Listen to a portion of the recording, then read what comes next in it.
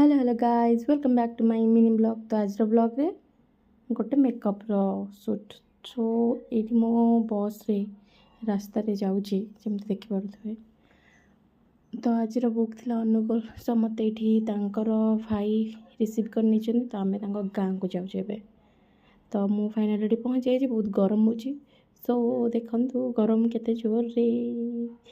So this is my engagement right. So she is ready.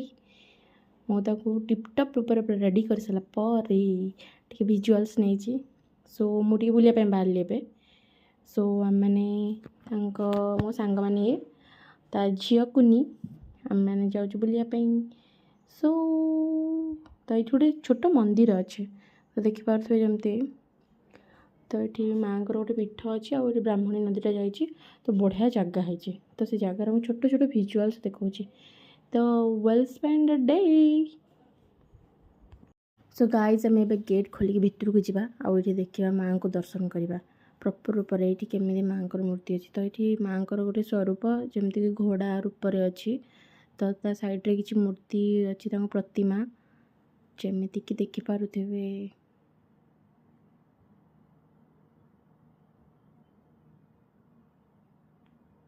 मुझे से ब्राह्मणी नदीर T look देखा। ये गोटे बढ़िया माने ब्रिज टाइप रही तो बढ़िया लगुच। तो आप जी आप बहुत भल मुझे टे भूल टाइम रे। सो ये तल बहुत जोर ताती।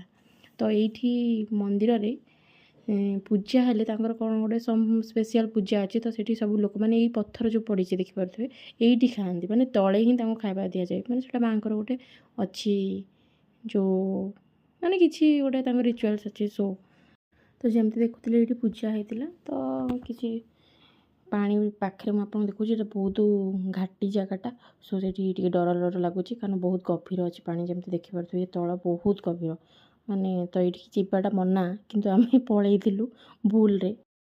जमी देखुए ये सैड्रे चुईन मोर टे गोड़ लगे कि पानी रे जग लगुल आती चुईन दांत देख ना।